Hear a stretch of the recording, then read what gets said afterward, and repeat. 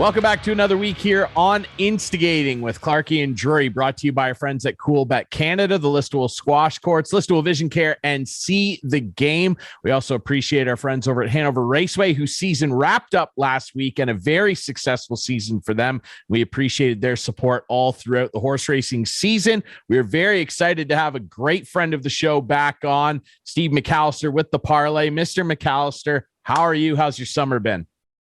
Fantastic, Ryan, and certainly a great friend of you. I'm not sure if Clarkie buys into that one, but certainly a great friend of Ryan Drury. So thanks for having me back. And listen, it was a great summer. Typical summer on the shores of Lake Huron. A little bit of golf, a little bit of beach time, a little bit of work. So it's been fun. Although we the three of us didn't get a chance to get together, so that's a bit of a downer for me. I know, and Ryan's been trying. Like, he tells me every week, "Oh, Steve's too busy to meet with us and can't now get that's together." Not true. And you're like, weddings and everything else. Like, I don't know. You look a little pale too. Like, maybe it's my camera, but I look so much more like colorful than you guys do. What's going on? Like, did you get outside at all? Like, I know you played golf, but yeah, no, I think that's a pretty easy answer. I think Ryan and I both work a lot harder than you do. So I do work outside. So there you go. I work outside. Yeah. Okay. I'm out there a lot. I got drenched today. Sure. Outside. Yeah. Good for car, you, though. You come see me at Larry Hudson's. Okay. All right. Okay. Yeah, we'll send everybody your way, Clarkie. Really quick before we dig into some sports chat, which is our favorite thing to do with you, Steve. Pretty significant night locally. Kincardine Sports Hall of Fame. Tell us a little bit about this. Yeah, Tuesday night, Ryan. We had our, I guess, class of the last 2 years because of COVID. So we went through 2 years of selecting Sports Hall of Fame recipients, and we finally got together last night to honor those people. And it's really a great list, guys. Keith Davidson, the longtime recreation director of Kincardine, who did so much for this community, also coached baseball and minor hockey teams here, was inducted, along with his granddaughter, Hannah Davidson, who played in the Saugeen, Maitland, and Kincardine minor hockey systems and eventually got a scholarship to the Minnesota State University. So it was nice to see both Hannah and Keith go in. Clark Pollock, who I know both you guys are familiar with, perhaps the best referee in the area, eclipsed maybe only by his son, Kevin Pollock, who's going to work his 1,500th NHL regular season game this year. But Clark is probably somebody who should have been on the wall sooner. Earl Farrell, who started the Legion Track and Field Club in Port Elgin, I think 35 years ago, the late Earl Farrell, and is responsible for so many outstanding track and field athletes coming from this part of the world. Really interesting pick, Kirsten Groves, who's a Kincardine woman who's working in the front office for the Atlanta Falcons now. Someone who, when they're attending Wilfrid Laurier University, found a passion for football, and she's parlayed that into a professional career, which is just a great story. Dave Dunlop, who's coached minor baseball, minor hockey, and been involved with Special Olympics here for years. And then the late Herman Young and Frank Pierce. Brian, you might not be familiar with Frank, but Frank was the guy who sharpened skates for almost every hockey player in Kincardine for decades. And then Herman Young, who was a mayor in this town. He was a counselor. He was the organizer of the Young Canada Pee Wee baseball tournament when it started, 40, 50 years ago. Herman's one of those special people who did so much for the community again, and we lost Herman during the pandemic. So anyway, it was just a great night. Great to see a lot of familiar faces, and I'm very proud to have played a minor role in it as a member of the selection committee. Really incredible list of people, eh? Does the selection committee understand your great track record, Mr. McAllister? You've been, there. You've been like every big media outlet in Canada. You have a referee shirt. You do some refereeing. You coach.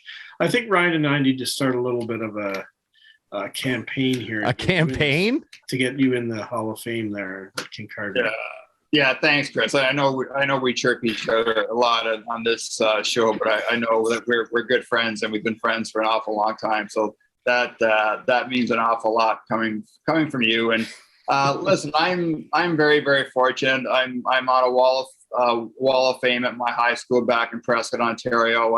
I was inducted into the Brockville Area Sports Hall of Fame, I think 10 or 11 years ago now, and really cool for me to be in there with my father and his twin brother, my Uncle Les. So, I've been recognized. And the great thing, guys, about the three of us working in this industry, there's certainly lots of perks along the way. So I'm actually, quite happy to be able to come back here and do something nice for the community and help recognize people who have meant so much to the people here for a long time.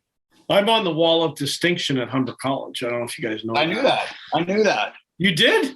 Yes, I did. Deservedly so. Wow, very good. There's a Hall of Fame there. George Strombadopoulos and a whole bunch of other guys are in the Hall of Fame. I haven't made it that far yet. Strombo should be on the Hall of Fame. I might not now, but it is neat to get recognition, and it's kind of a one day, Steve, we'll be at Drury's inauguration as president, probably. If we can get this podcast through 2 more years, guys. Drury's he's a slam dunk. Sure, yeah. This is a very distinctive show. It deserves honoring, doesn't it? We should start our own. Our own Wall of Fame. Yeah, that's a great way. Immediately. Yeah, that sounds like something like that Kanye West would do and induct himself first or something. I like it a lot. Yeah, we'll talk about it. We got things in the works, don't we? Speaking of in the works, Steve, of course, doing great work with the Parleh. Some changes though recently to the newsletter, which I know you have a big hand in, and a new podcast as well. Tell us about that. Yeah, I don't want to bore your listeners too much, Ryan, but we too late. Yeah, I know. I saw you nodding off when I came on this Zoom call.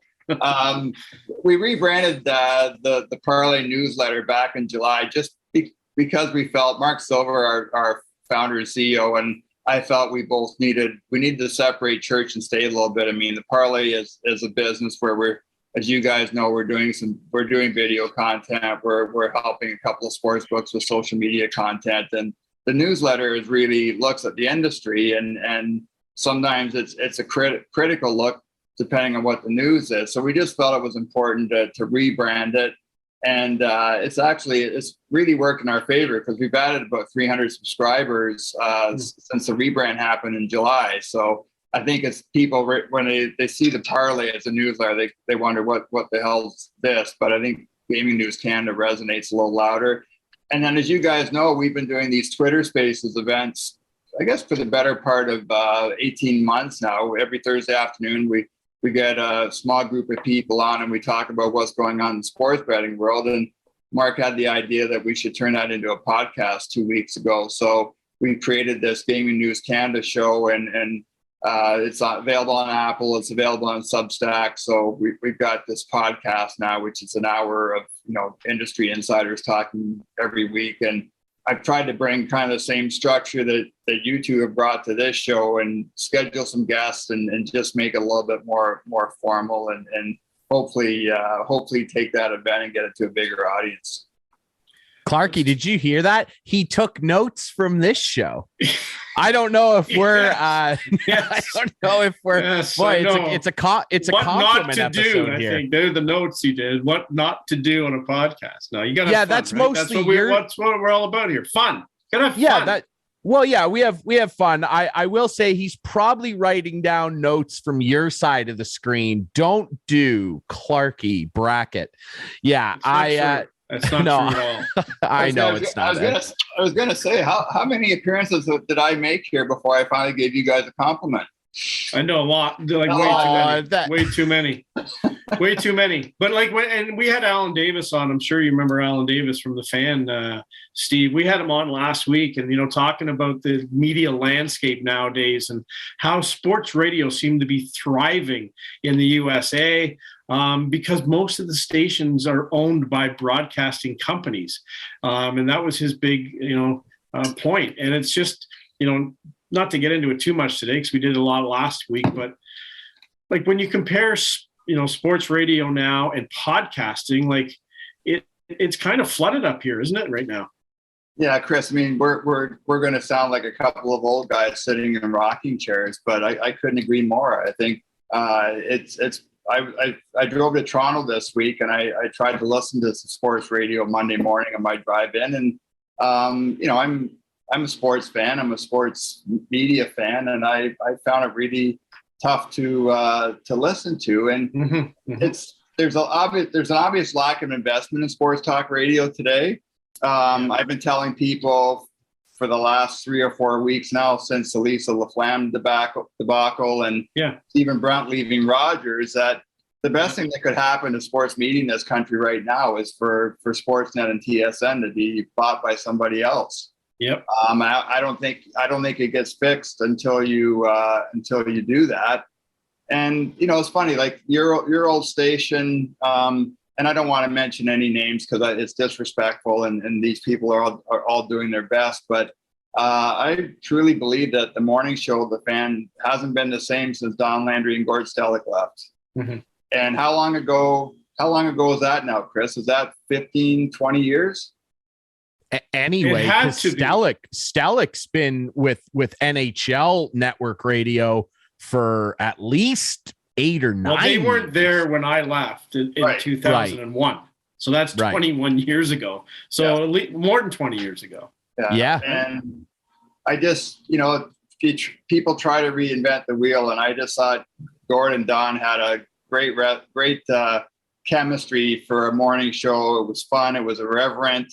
Those guys got a lot of mileage out of those Sam Mitchell interviews and having John Gibbons on, and it was everything that morning radio should be. It should put a smile on your face. And like I said, I sincerely believe they've never been able to replace those two guys.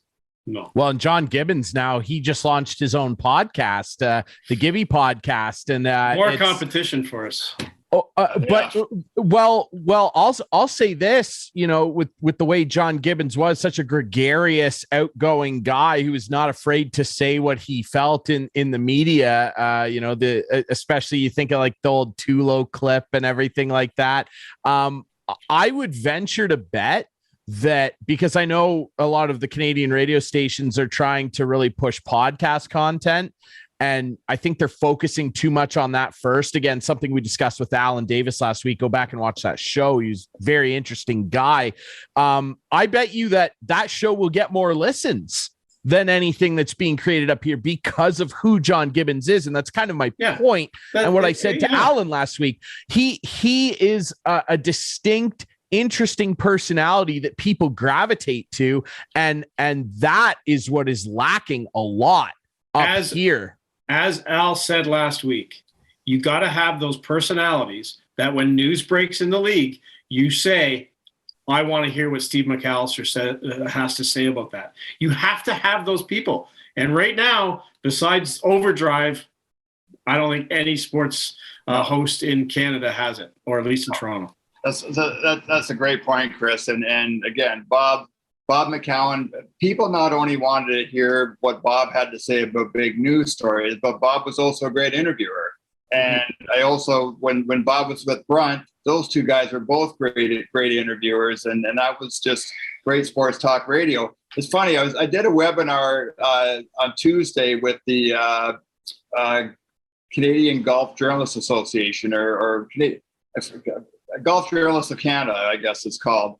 And talking about the changing media landscape. And one of the questions at the end of the session was about local media. And I was saying that, it really worries me these days, losing local television stations, local newspapers, local radio stations, because if you don't have local journalism, who's going to hold people accountable?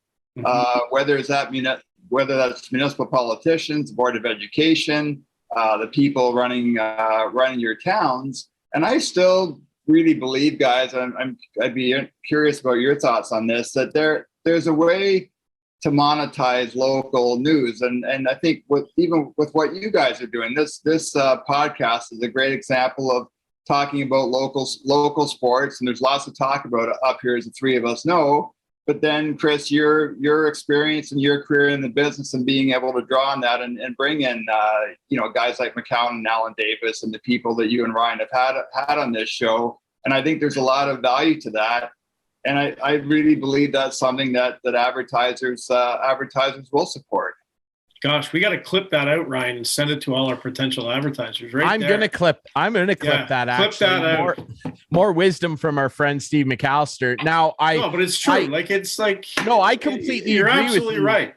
I agree, Stephen. And I mean, working in the local media as I do, I mean, I'm still, employed by Blackburn Media. I'm still covering this area in a journalistic sense. The sports side of things sure is what I'm most passionate about, but it is dwindling. And even in the coming up on 7 years I've been at CKNX, I remember, first starting, and I mean, just within our own walls, the staff has been annihilated.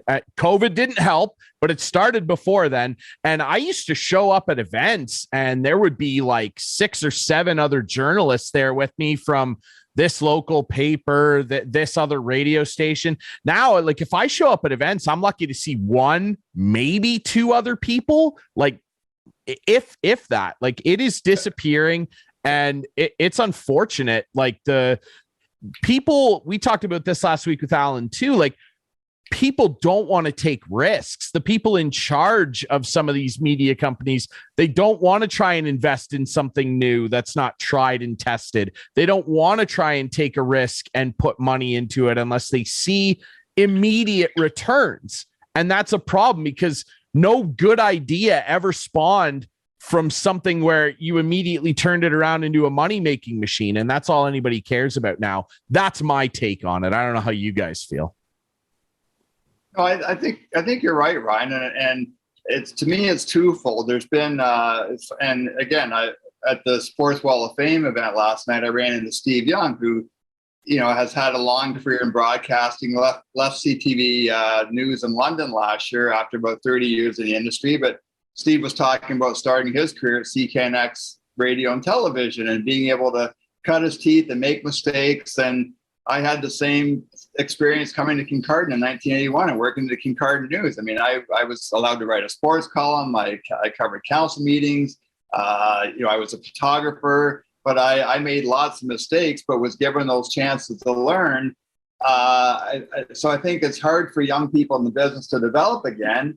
And then I think on the other hand, there's a real propensity for media networks to throw people into something when they aren't ready. And a great example for me of that is what Sportsnet did with Anthony Stewart and Hockey Night in Canada. I think Anthony is a guy who one day could be a really good broadcaster, but putting a guy who's only been out of the NHL for 1 or 2 years on arguably the biggest sports show in the country, that's really difficult. And it kind of feels to me like you're throwing someone to the wolves when you do that.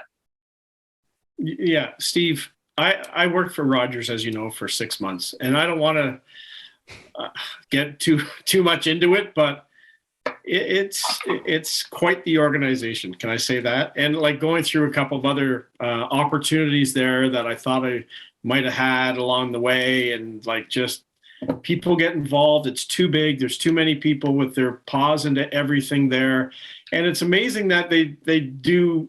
I mean, sometimes good things in my mind. I think all their broadcasts should be revamped. I was thrilled to see Cuthbert go there, but there's still some people who I think they need to revamp a lot. Let's just put it that way. I don't want to criticize too many people out there, but Ryan knows who I'm talking about. And like, you know what? Yeah. And like the local thing, like this has not happened to me here in Midwestern Ontario, but just wanted to bring up a little story. Ryan can even convey it if he wants. We were at the Listowel Cyclones Arena and the Kerr Memorial there rink last Friday. And Ryan, what happens? You want to tell the story? Oh yeah, that was an interesting exchange. Yeah, I think it speaks to how much you can maybe see the impact of local media. Of course, Steve, you were a guest on our former show that we used to host called MWO Sports. You're on there numerous times, and we appreciate that. And of course, it briefly ran on the radio station for about a year. The station didn't really see fit to renew the contract with our sponsor at the time, which is fine. Let it go. still with our friends on Whiteman TV, who we're very appreciative of.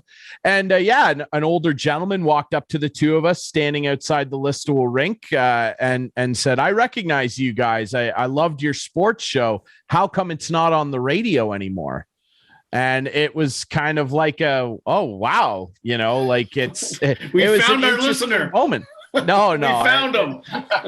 We have a lot of listeners in numerous countries, actually, but it was interesting just to have that tactile interaction with somebody. We're getting ready to go in and call our first hockey game on CKNX Junior Hockey, and this guy walks up and is like, "Hey, I love your show. How come I can't hear it anymore?" And it's like, well, because of what we just talked about. There is, I'll say this, like, I still love the industry, and I mean that in a general sense as a whole. I'm not just talking about the sports side, because you're right, Steve, the news side of things is incredibly important for all the reasons you listed. And if we lose that, get ready, because then people will be screaming and wondering where all the coverage is and where the stories are. You know what I mean? But the industry as a whole, I don't know. I can't speak to what it's like in the United States outside of what Alan told us about the sports radio industry, but the industry as a whole up here is boring. It's lackadaisical and it's uninventive. And I don't think you could have said that in, the late 80s, early 90s when Clarkie got going at the Fan. That was a new idea. Like Alan talked about it with us. Like it was a novel concept. Like no one knew if it was going to work. And they just made it work because they went out on their own and they did something different and they connected with fans. And I don't think a lot of that is happening, not just in sports media here, but across the spectrum of the industry. And I'm just incredibly bored with it all, Steve. I don't know how you feel, but that's how I feel. And it sucks because I love what I do. And that reality kind of makes me hate it. And like that bums me out.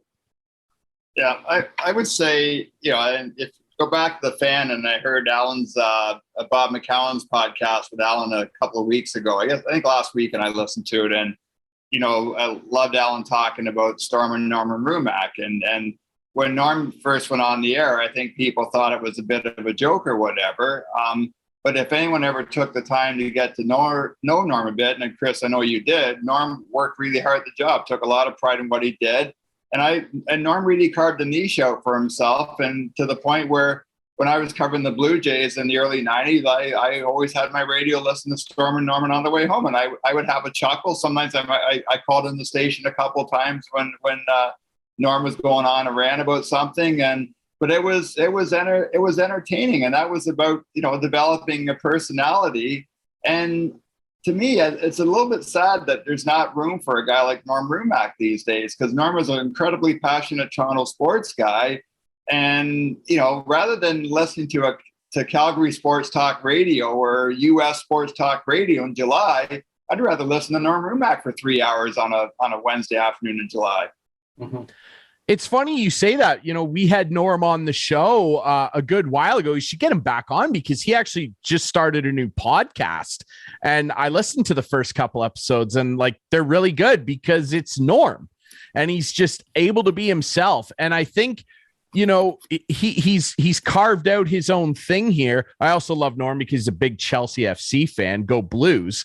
But it's interesting because I think that people now have this perception of media like I've got to create my own thing and make my own show and make my own, that's why we're doing this, Clark. I mean, let's just be, blunt about it because of the story we just told. We carved out on our own and wanted to do this because we're passionate about what we're doing. And the people that are passionate in this industry and care about, in this vein, sports talk and trying to entertain people and have good conversations with whoever it may be, somebody local, somebody national, it doesn't matter. Entertainment is entertainment. And the staleness of the industry is kind of at the highest levels, all the way down to local, killing it a little bit because people don't care for that. You know who gets all the views? People like Fuzzy on YouTube, the baseball commentator. Baseball doesn't exist. Steve Dangle. That's where people gravitate to. And it's sad that those people have to kind of have this perception of, well, I can't make it anywhere with these bigger companies because the investment's not there. They don't care about me. But here's my question. And Steve, you might have better insight. Can these guys make money doing this? I think it's really tough, Chris. I mean, I think there's, unless you're spitting chiclets, and again, the success of spitting chiclets. Let's not forget, like, if without Barstool Sports, it's a really, really good high probability that spitting chiclets isn't the success that it is today. And they got that marketing dollar support. I think we've seen the success that Ryan Whitney's had with the New Amsterdam vodka. That doesn't happen, I don't think, without Barstool Sports. And I think for Dangle, it's been those. He's an exception. There's lots of guys out there doing podcasts and trying to do their own thing, and it's tough to make money. You look at it, like Ken Campbell's another great example. I mean, Ken's been one of the best hockey writers in North America for years. Controversial guy, but good reporter. He's done great work on this Hockey Canada scandal. And Ken's trying to, he's charging $60 a year for a subscription now on Substack, and that's a tough grind. The one thing, if I can add, guys, is just put on my Sports Media Canada president's hat. Where I'm not sure when the show's coming out, but tomorrow, Thursday, we're announcing our class of 2022, our Achievement Award recipients. We're going to do the luncheon in November for the first time in 2 years after the pandemic.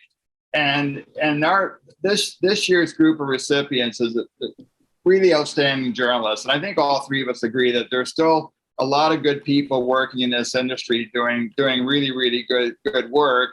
And all three of us have friends, and Chris, I know you and I have friends still working at Rogers, working at TSN, and I hopefully this doesn't come across to the listeners and viewers as three guys, crapping all over the entire industry, because there is a lot of work being done. But at the same time, I agree with the both of you. I think it could be so much better.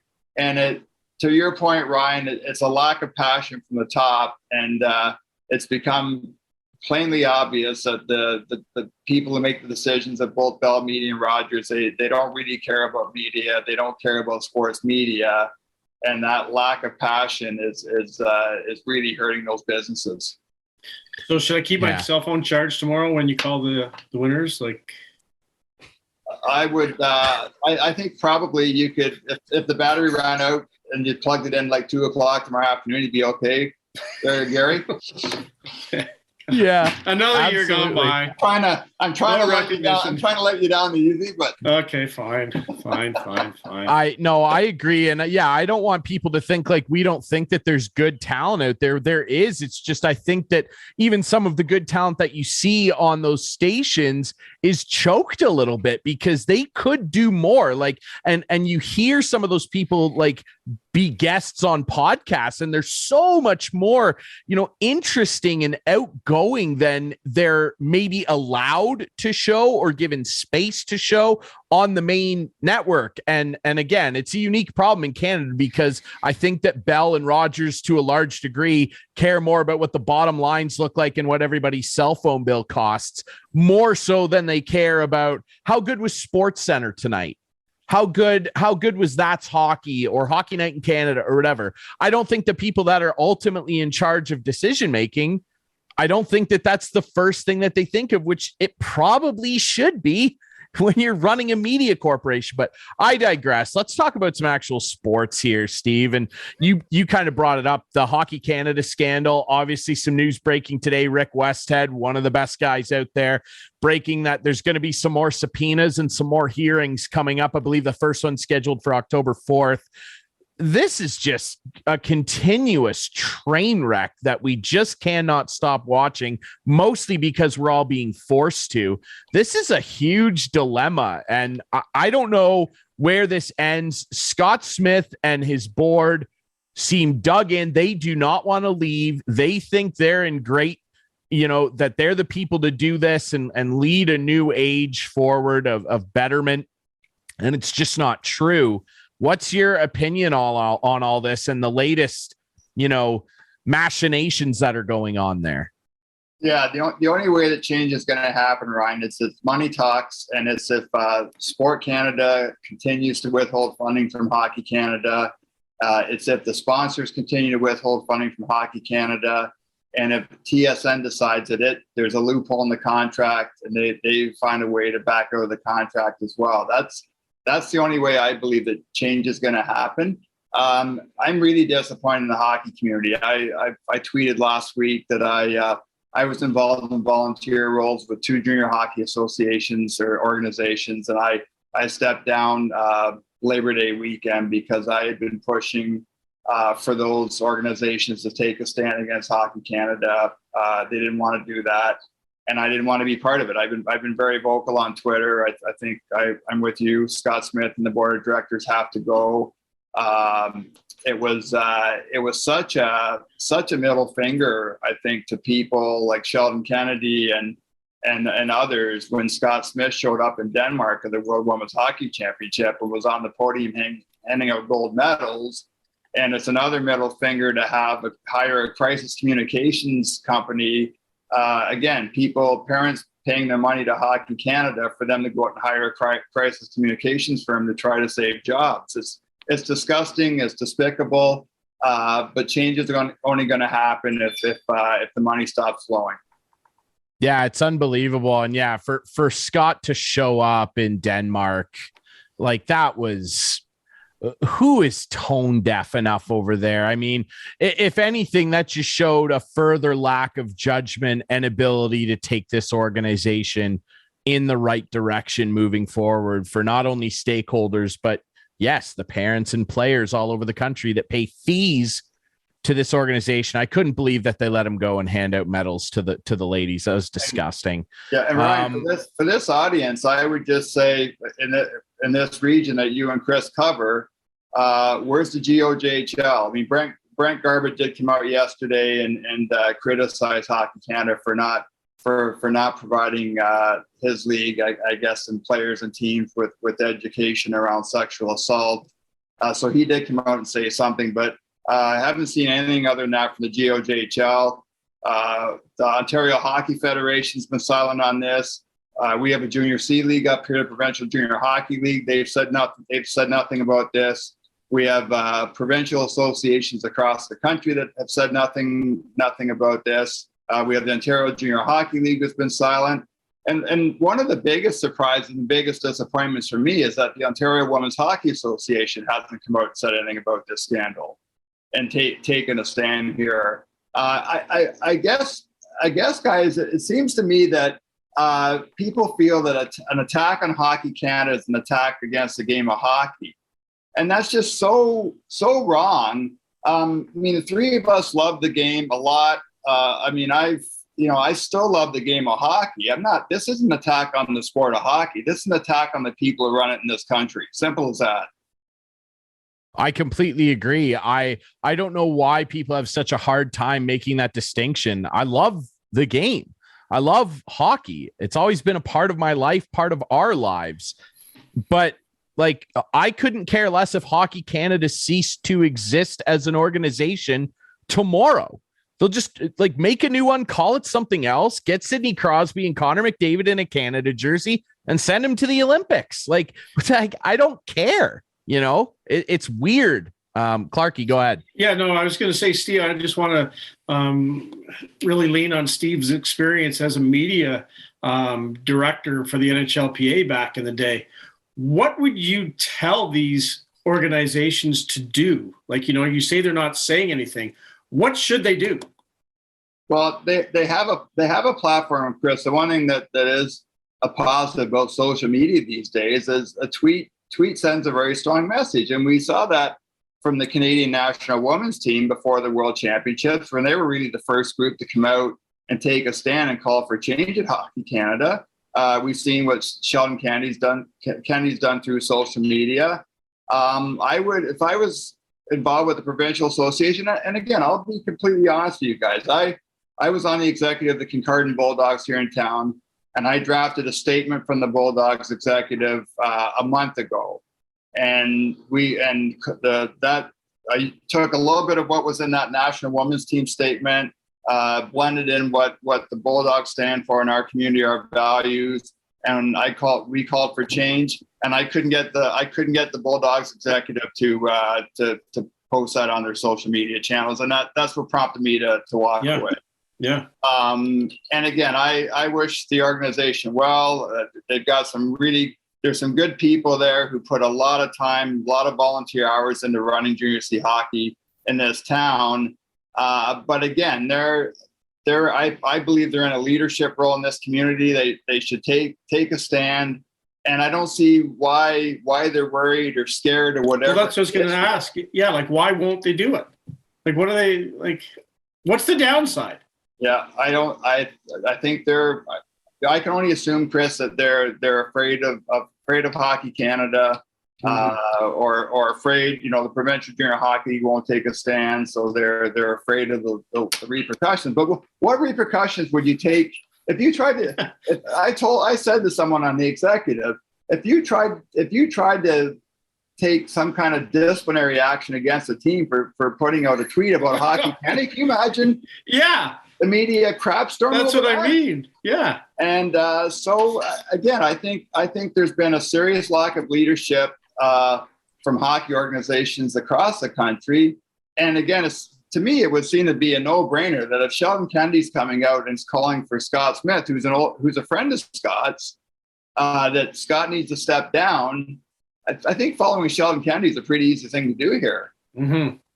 Yeah, it would seem that way. And I mean, it bleeds into other avenues too, right? I mean, we've got this thing kicking off now with Jake Virtanen in Edmonton. I thought Ken Holland's press conference the other day was embarrassing for the sport. It was embarrassing for the Edmonton Oilers. And I just don't understand, beyond some of the reprehensible things that he is accused of, I just don't understand what on earth would prompt Ken Holland, a guy who before taking over in Edmonton had a pretty sterling reputation from his days in Detroit.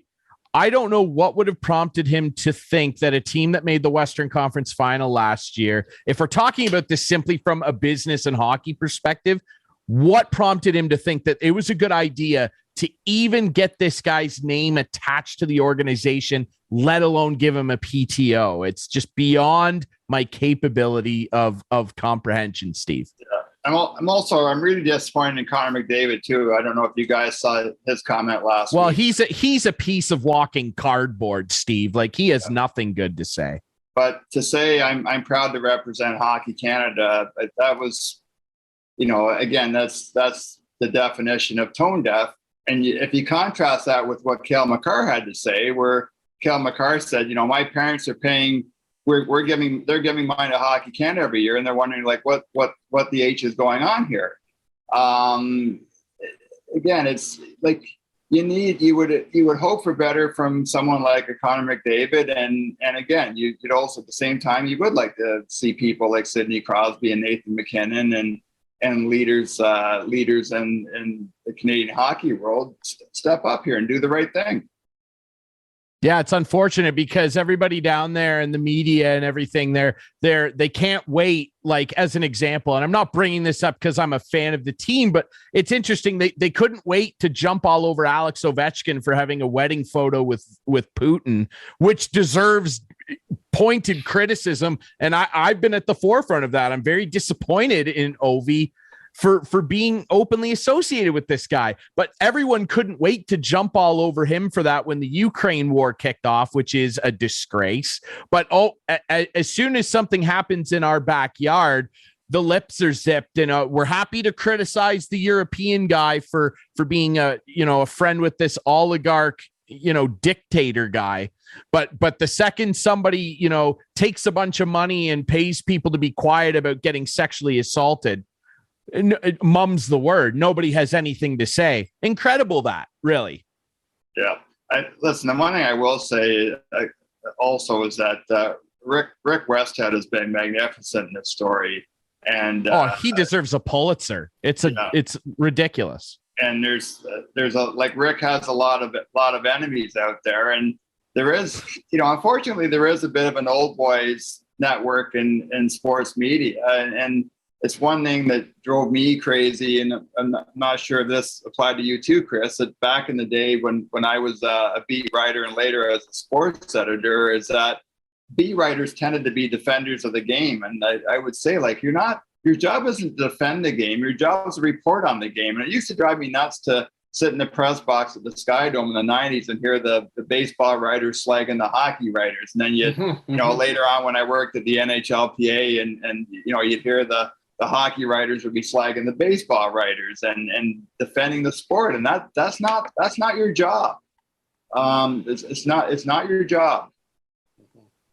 It really isn't. And on that note, I do wonder, to shift gears a little bit, we were talking a little bit off air just about, the realities of the salary cap and kind of what that's done to salary structures in the NHL. And obviously this week, Nate McKinnon, probably deservedly so, becoming currently the highest paid annual average value player in the NHL with $12.6 million a year kicking in.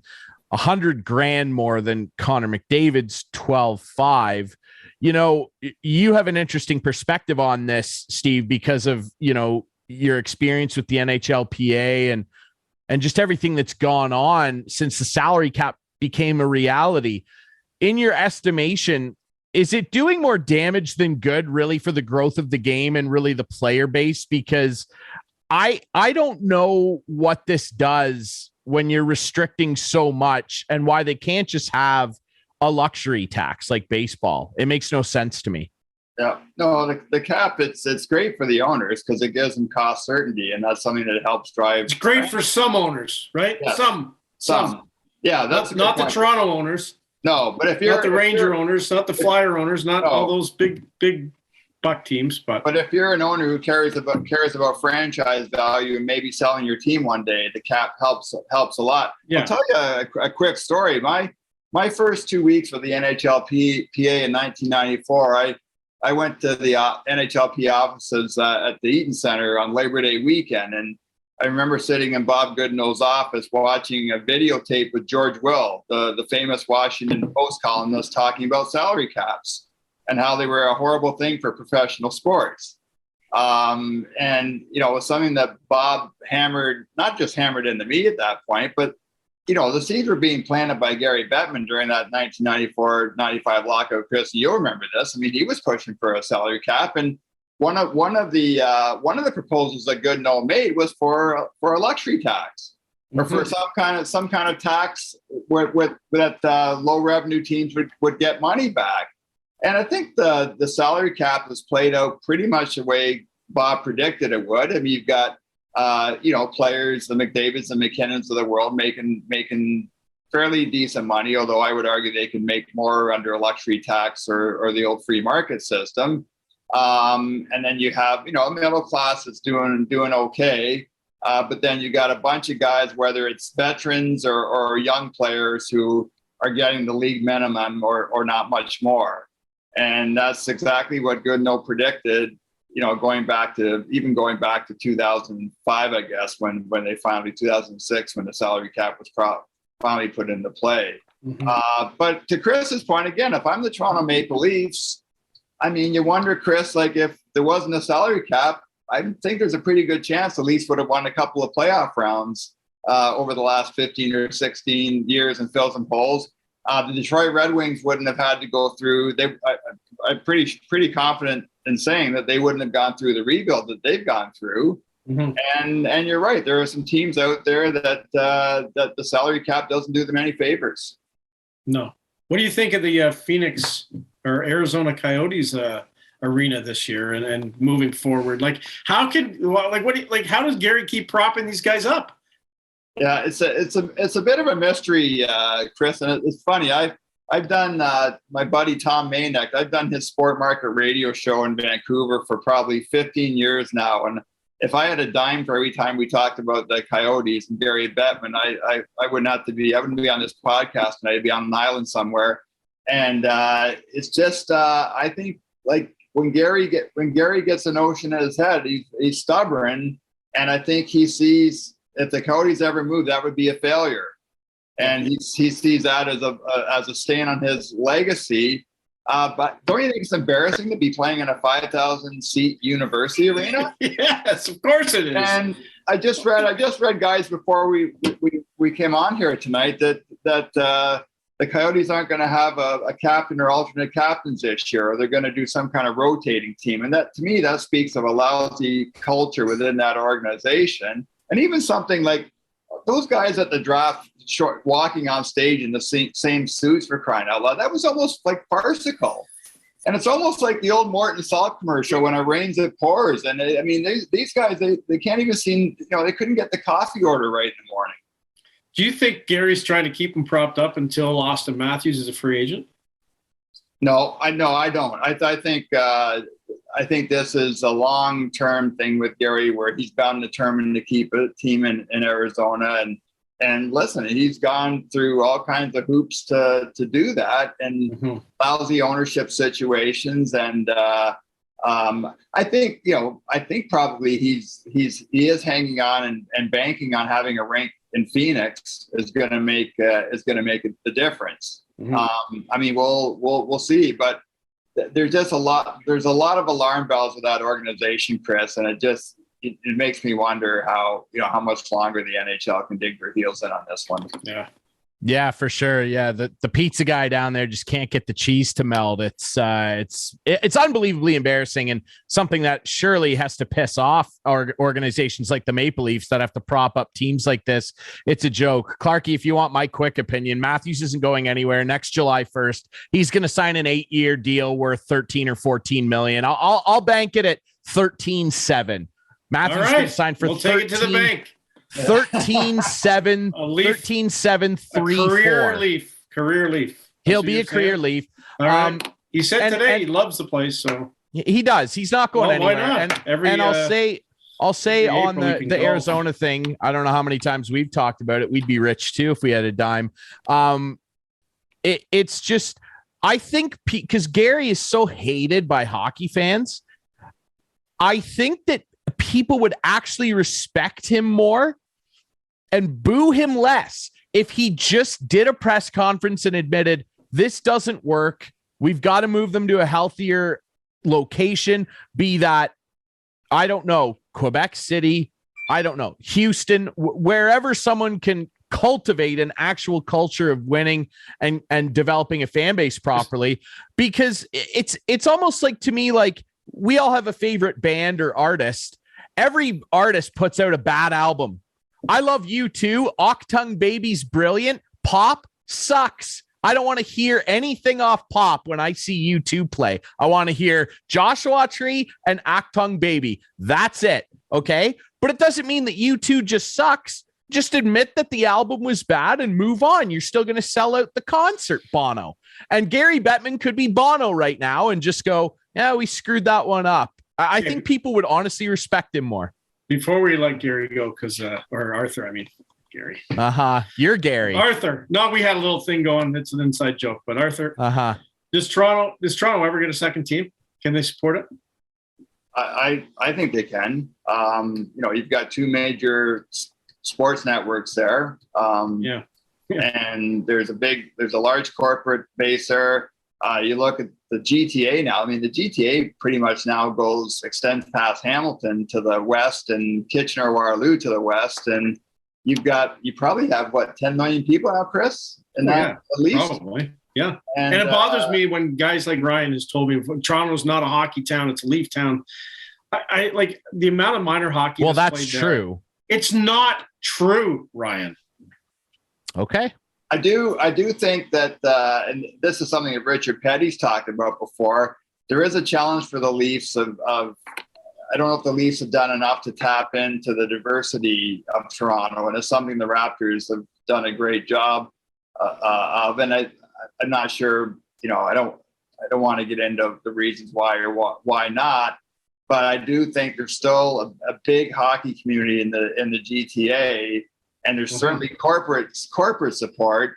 I just think it's a hard nut to crack because the Leafs, that's a very wealthy monopoly they're running right now. The only way it happens in my mind is if one of those networks or companies, Bell or Rogers, splits off and is awarded another team or buys another team. That's the only way I see it happening. But just think of the content that is now generated in your biggest market in your country for both of these broadcasting corporations, right? Yeah. Huge.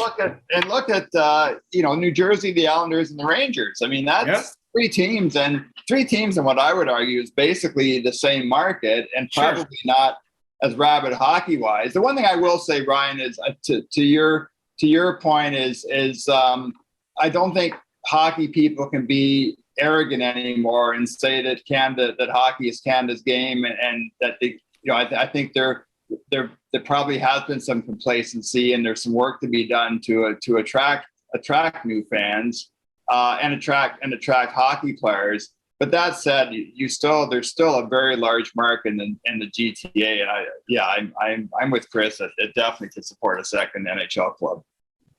I think it could too. I just don't think it'll happen because of the Leafs monopoly. They will fight tooth and nail to make sure that doesn't happen, and the NHL will side with them. It's, as you say, with as the Leafs, if they could split it off and each own a team, I think they would do it anyway. I agree with your assessment. I think that's the way it could happen.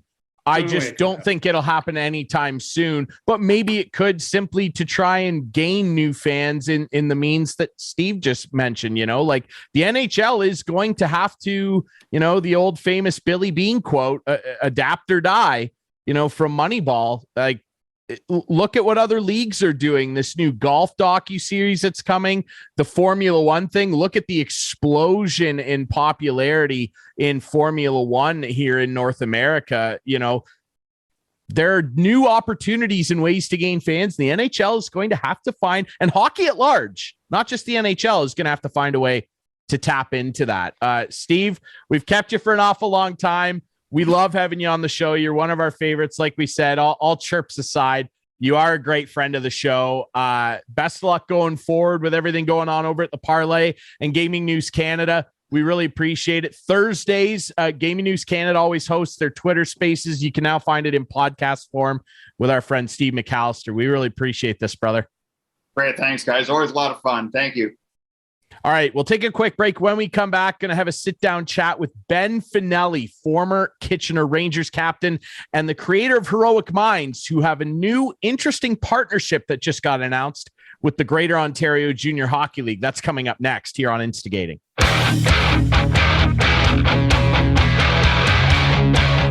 Welcome back. To wrap things up here this week on Instigating with Clarkie and Drury. Ryan Drury still here on the show. Very pleased to be joined by a great special guest, the creator of Heroic Minds, the platform and the podcast, which is something everybody should definitely subscribe and listen to. An incredible young man, Ben Fanelli, joins us. Ben, how are you?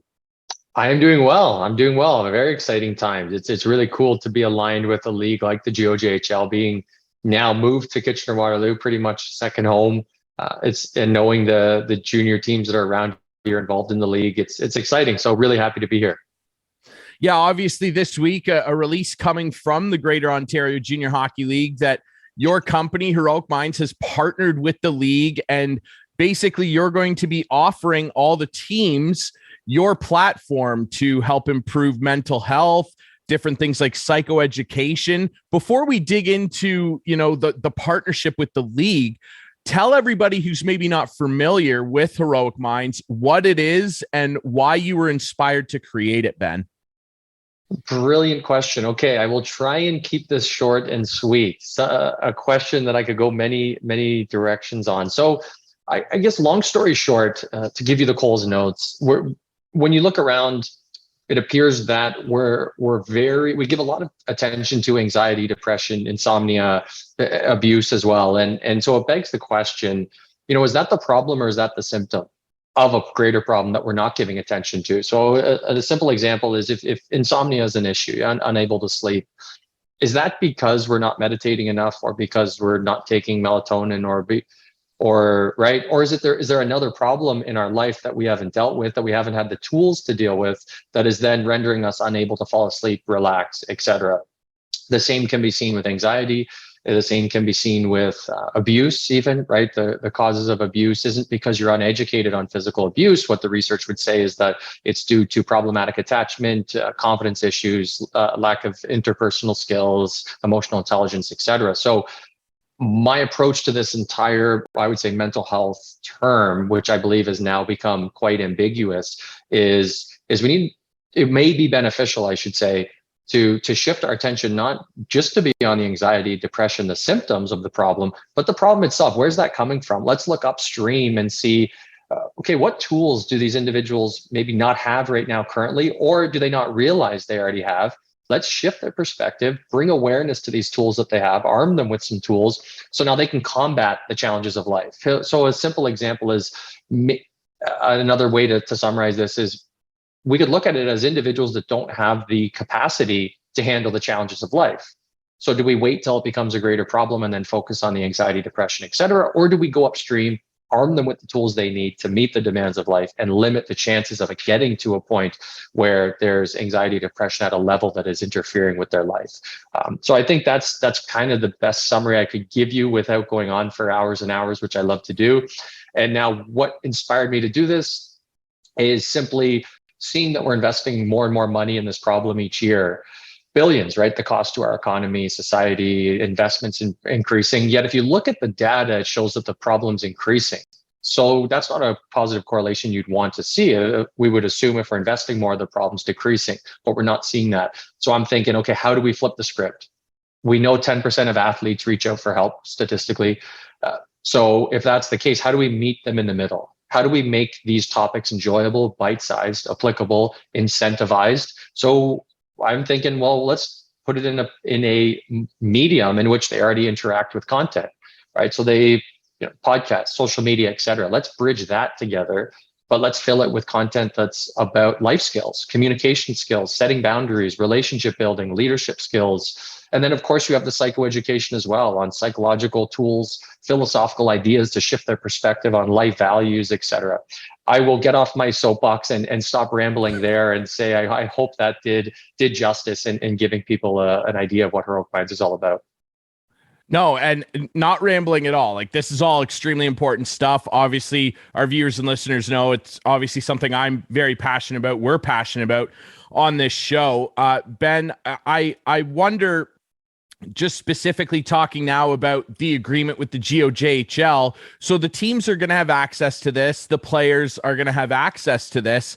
Tell us a little bit about what sort of tools and things are going to be available to players when they sign on to your platform. What sort of things can they find on there?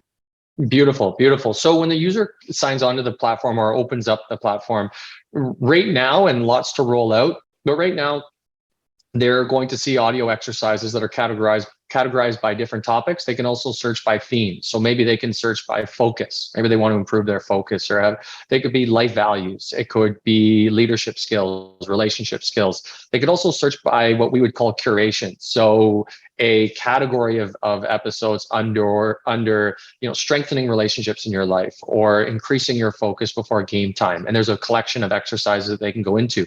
We've done our best to keep each exercise under 3 minutes, to focus each exercise such that it can be applied right away. They listen for 3 minutes, and you can even speed up the audio and they can apply it right away. So we keep it very pragmatic, if you will.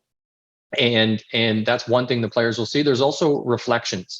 So it would be a short paragraph of reflecting on a strength that they have, maybe reflecting on a cognitive realignment of sorts, acceptance and commitment exercise, cognitive behavioral therapy exercise. That is a quick paragraph that they read, they put in their own reflection.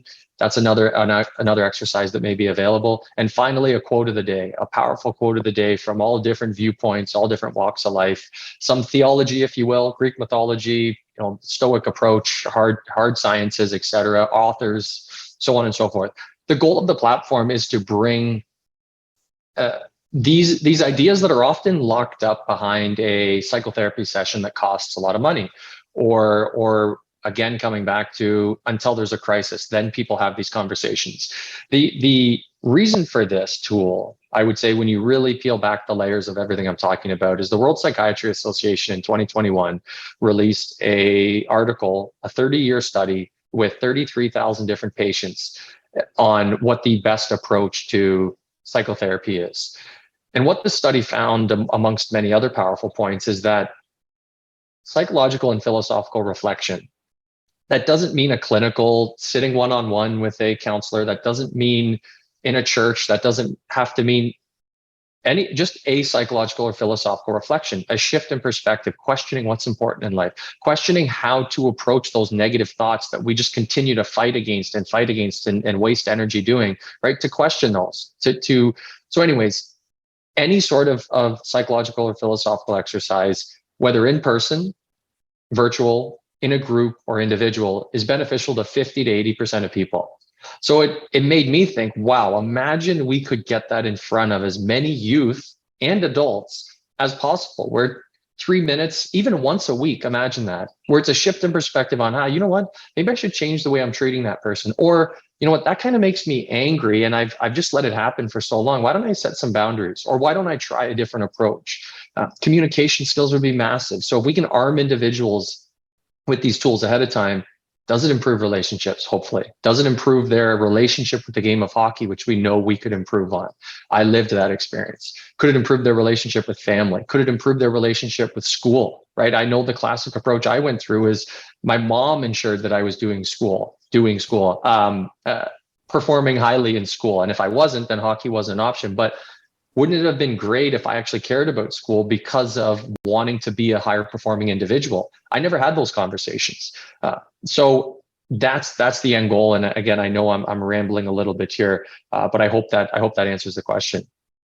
No, that's great. And I think it's a needed platform and a needed tool. And it's something that I think is very exciting for a league like the GOJHL, with a lot of high performing athletes that are, in the prime of their youth, that have a lot of things going on in their lives, that I think that this is a valuable thing that they're going to be able to have and tap into.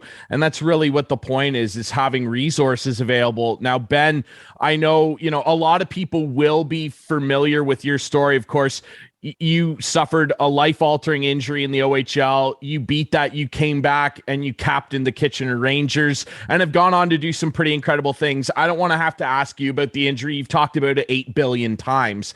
But when you came back from that, you leave your OHL career behind. You start doing this. I remember first following you on social media a number of years ago when you launched the podcast. That's something that I'm certainly more familiar with than the actual platform here. The podcast, what inspired you to start podcasting and having people on your show that come from a lot of different walks of life, a lot of different perspectives, and telling their stories of resilience? Because I know that's a big thing that you like to talk about, is resilience. What inspired the show? Again, you're asking me these incredible questions today that I just want to talk for hours on. What inspired me? I think it comes back a little bit to the more rational idea that I was aware of, which was, again, this investment piece into the problem of quote unquote mental health, and seeing the outcomes that aren't really that great and after the investment. And so I thought, well, I didn't do psychology in undergrad. A little reflection of my own life. I assumed I wasn't smart enough. I was a hockey player. I can't get into psychology, so I just didn't do it. And that's something obviously I don't want to have happen to other athletes that were in the same position I was. So I didn't take psychology and thought, well, what if I learned about these ideas and concepts anecdotally with the individuals that have lived it? And that's what I decided to do. So I thought if I can sit down with these individuals, and if you've listened to the podcast, you would know there's not really editing. It's a microphone in front of me, a microphone in front of them. And I do my best to get as much information out of them as I can. And I was just so lucky and blessed to have incredible people that have been through incredible things open up and be open and honest, which was the goal. And I actually started to realize, if you did this with everyone, and now even in the psychotherapy space that I'm in, you crack the shell a little bit or open that door an inch, often people will continue to open up, and it feels good to talk about these things that are difficult or are, housed in the back of our mind that we don't like to give attention to. So it was some pretty powerful conversations, and what kept it going, to be honest, was the feedback from listeners. I was able to receive some pretty cool messages from people, even outside the country, that were going through their own challenges. And I think it's actually a beautiful part. I don't want to get too philosophical, but really what drove it was, regardless of what someone's life looks like on the outside, I really truly think every person's going through some type of challenge. They may just do it in a different way. They may have different ways to self-regulate. They may have different resources that help them self-regulate externally. So you have this external and internal self-regulation that I think millionaires, we see the same thing. Billionaires, we see the same thing. People with, yes, of course, there are some factors on lower socioeconomic status that do make things difficult. And I don't mean to devalue that. I just think we all are going through something. And if I could label that in the most powerful way I could think of, and I think the most powerful way that's all societies across the world have labeled this is heroism. It's the hero's journey. That's the oldest and most powerful story we know across cultures, across societies. The Epic of Gilgamesh is the first story we know of, a hero's journey. The cover of the Toronto Star or whatever paper it is that you get, usually it's a hero's story or a hero's journey of some sort. Our favorite movies, Star Wars, Harry Potter, etc., all versions of heroism and heroes' journeys that we're attracted to as human beings. And I think it sits well with where we're at with society right now. It's the opportunity to look out into the world. How do you beautify all things in your life? Well, often you do that by beautifying parts of other people's lives. And when you take the attention off you and put it on improving for a greater good of some sort, whether you're spiritual or not, right? This can be looked at rationally as well. I just think it's a narrative and a story that resonates with most humans. And that's what I'm trying to leverage. That's what I realized in the podcast was an underlying theme with every episode. And these individuals were able to overcome incredible things. Now what I'm trying to do is somewhat not juxtapose, but put that up against where's the world usually directed today. Is it towards being the hero of your own story and uncovering tools you didn't know you had or acquiring tools that you may need for the journey? I don't know if we're doing that as opposed to just treating the symptoms where I started this conversation. So trying to bring some of that heroism into people's lives in both a spiritual, but then also a really rational, hardened psychological way as well, whatever the individual likes. And do that as in an economically viable fashion, if you will. So that's what inspired me to do the podcast. As you can probably tell, if you are if I can even say it, longtime listener, even though it's only been around for a few years, I want to get back to hitting it hard again. And whether it's just myself talking about things I learn with clients, or getting guests back again and talking to people much smarter and much more wise than myself. I can't wait to do it. Things are just a little crazy right now, but I do hope to get back on the mic and get that going full speed in the near future. Yeah, well, absolutely you should. And I mean, I think it's important to let people know when they're doing a great job. And me personally, you're listening to your podcast and listening to all those people with all those perspectives definitely helped me out. I mean, I was silent about it for a long time. I happily share it with everyone because I think it's important to talk about. Like, I lost my father. He took his own life when I was 19. And that, set me on my emotional journey, if you will. And I mean, it's been 11 years now and I feel like I've come a long way. But it's, I think that things like your podcast are things that people need. And I think that your partnership with the GOJHL is important because I think it's a direct relation. Like, it would be one thing if somebody walked in that the guys were maybe unfamiliar with, a professor or something like that. I mean, it's all great information, but I think it's a good partnership because they can directly relate to you. You play junior hockey at the highest level. These guys know that you know about what they're dealing with. You're a direct relation to them. How important do you think that is? And who was maybe somebody in your life when you were playing that inspired you? Again, another incredible question. Wow. First off, thank you for sharing, and apologies for what you went through at 19. That's that is difficult, and no one should have to go through that. But I appreciate you sharing that, and obviously the clear work that you put into that, and coming through the other side in your own journey, hero's journey. So thank you. There were a few people, I would say. One, in relation to your question specifically, though, on what I'm trying to really do, which is empower individuals such that their relationship with the game is so healthy that hockey is just a part of their life, as is school, as is the relationship with their family, which then is really the root cause of this performance anxiety and the uncertainty with the game and the stress that comes with the game. If it's not everything in your life, which unfortunately so often it is, which I think, I won't get into it, but isn't necessarily the fault of the individual. That's where the problem lies. That's kind of where a lot of these issues come back to, is that it's this one finite way to interact with the world that then makes an individual vulnerable. We see this in people in other careers as well. It's not just sport. So I won't go down the rabbit hole of that. I would say Mike Van Ryan actually was my assistant coach in my 5th year with the Kitchener Rangers. Has obviously had success before his time in Kitchener and after now with St. Louis. But it was interesting because when I realized I was going to move on from playing, I had about 20 games left in my OHL career with Kitchener. I mean, I should say every single coach I had was a massive part of my life. I'll say that first. Steve Spott, Troy Smith, Paul Fixter, Mike McKenzie, everyone there was a massive part of my life. And I was so lucky for that. This conversation with Mike was fascinating. And then I actually had a similar conversation with Troy Smith after, who at the time was my head coach. But I remember Rhino was the first guy I told. I hadn't told anyone else. And actually that night after that Friday game, I had then told my parents, and they were relieved, obviously, after everything I went through. And there I am playing again. My mom, and even more so, right? Finally, he's not playing that crazy sport. And it's the truth. But I told Rhino, I said, Rhino, I hate to say this, but I think, I'm still going to chip in and be the leader that I can, as I was in a leadership role with the team at that point. So I'm going to do everything I can for the team for these last 20 games. But I think I don't think I'm going to pursue any pro opportunity or go on that journey after my time in Kitchener. And I said, but I'm, really uncertain about it. It's kind of this was my biggest fear in life, believe it or not. Like, that's how I lived that problem that I'm trying to help with today, if you can kind of read through the lines. And so I told that to Rhino, and he said, you know what?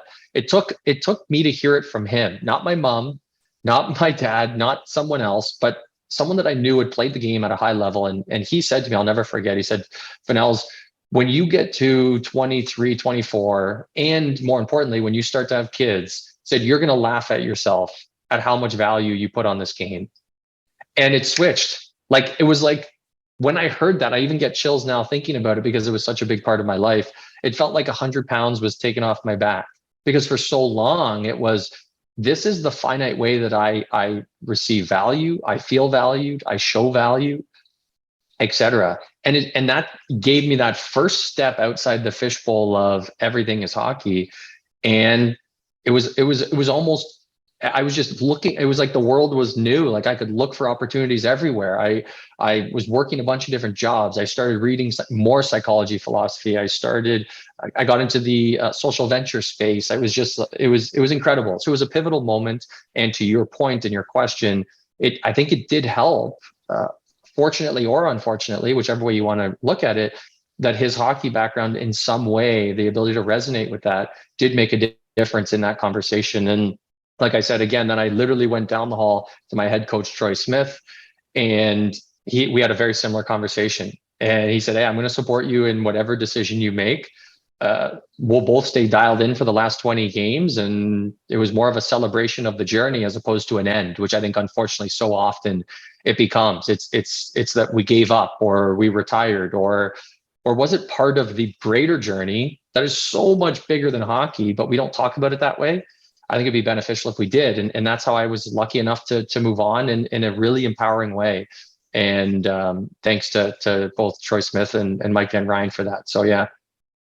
That's incredible stuff, Ben. I'm really looking forward to what this partnership will yield with the GOJHL. I love the league. I love the players in it and the people running it. I think that You're going to do an awful lot of good, like you've already been doing with the podcast and your work previously with Heroic Minds. I'm very excited to see what you're going to do for these young guys. Ben Fanelli, an inspiring guy of Heroic Minds. You can find the podcast, like our podcast, on all the best platforms. Ben, I really appreciate you doing this, man. Thank you so much. This has been an absolute pleasure. Thank you so much. And I hope we get to connect again soon. Thank you. We absolutely will, my friend. All right, that's it for the show this week. Remember, you can watch us Friday nights at 8, Sunday nights at 9 with our friends on Whiteman TV. That's Channel 6 for Whiteman subscribers. Follow us on social media at InstigatingPod. And like I just mentioned with Ben's Heroic Minds podcast, you can find ours on all the best podcast platforms, including Apple and Spotify. For Steve McAllister, for Chris Clark, producer Adam, and myself, and our good friend here, Ben Fanelli, we appreciate you guys listening to and watching Instigating with Clarkie and Drury. We'll be back next week.